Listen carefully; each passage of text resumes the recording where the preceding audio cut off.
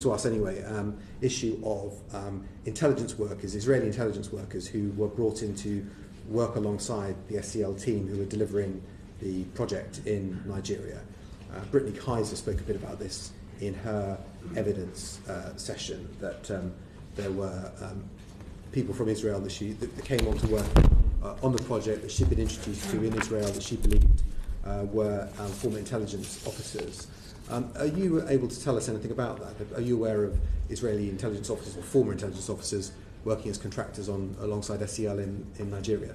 So again, this is another groundless accusation that I believe was made by Mr. Wylie. Unfortunately, having read his statement to the committee, he suggests that this is something that's been reported to the authorities, and so whilst it would be honestly very tempting to try and talk this through with you, this is another one of those areas that I simply can't discuss. Note Channel 4 gave us in the transcript of the sessions that they filmed you in those meetings, and I think conversations you'd had with Channel 4 reporters afterwards. You said that we used some British companies, we used some Israeli companies, and that you'd said that one of the Israeli companies you'd used was Black Cube.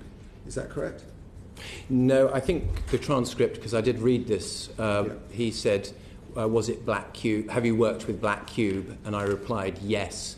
I was totally mistaken. We have never worked with Black Cube, and we have been contacted by Black Cube after the publication of that what do you call it, expose by Channel 4, and we confirmed to them in writing that we had no relationship with them and we'd never worked with them, and they obviously were keen for that because their name was used. Okay, well, I mean, obviously the accusation was made. You've given your response to that. If you haven't worked with Black Cube, have you worked with other Israeli intelligence officers, or former intelligence officers, to support SCL's election work? Not knowingly, no. So it may have happened, but you don't know if it did.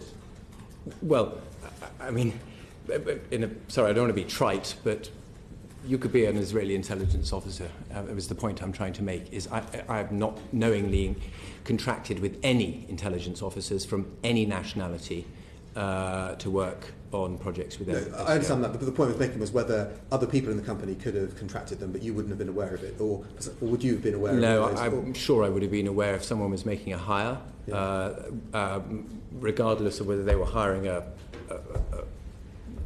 Israeli intelligence officer or someone else. I'm sure I would have been aware. So you would have known who Brittany Kaiser hired to work on that campaign in Nigeria?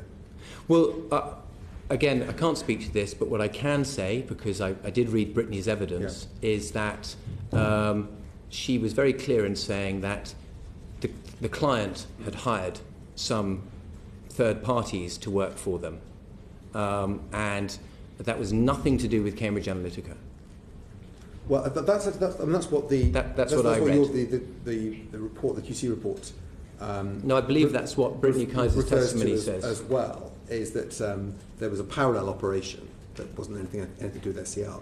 But what Brittany suggested to us was that she was introduced to some people in Israel she believed were former intelligence officers, and that they came to work in the team. And she didn't necessarily know who they were. She couldn't remember their names.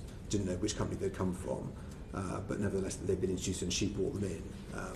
And there seems to be a bit of confusion around exactly who these people were and whether SCL worked with them on other campaigns as well.